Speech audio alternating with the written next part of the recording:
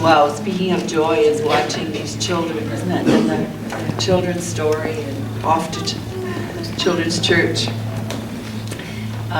This morning, we're going to hear two readings. The first reading is from Isaiah, from the Old Testament, an Old Testament prophet. And the second reading is from Paul's letter to Philippi, one of the earliest New Testament writings. Both of these passages speak about the experience of God as being joy-filled. It's interesting that even though these two writings are 800 years apart, both of the authors recognize joy as the central quality of the experience and relationship with God.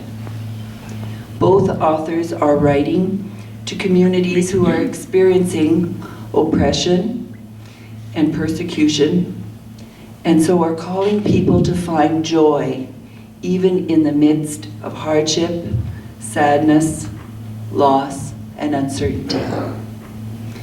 So the first reading from Isaiah is from chapter 12, verses 2 to 6. Surely God is my salvation. I will trust and will not be afraid. For God is my strength and my might. With joy, you will draw water from the wells of salvation, and you will say in that day, give thanks to God. Make known God's deeds among the nations. Sing praises for God has done graciously and gloriously. Let this be known in all the earth. Shout aloud and sing for joy, for great in your midst is the Spirit of God.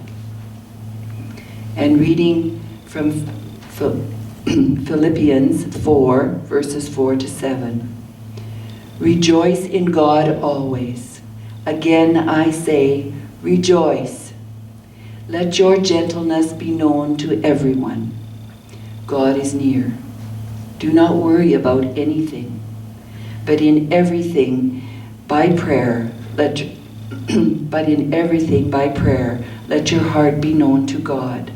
And the peace of God, which surpasses all understanding, will open your hearts and your minds to Christ Jesus.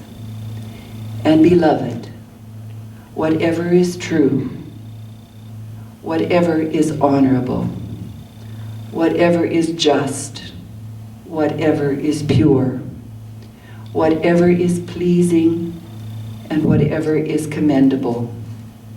If there is any excellence, and if there is anything worthy of praise, think about these things.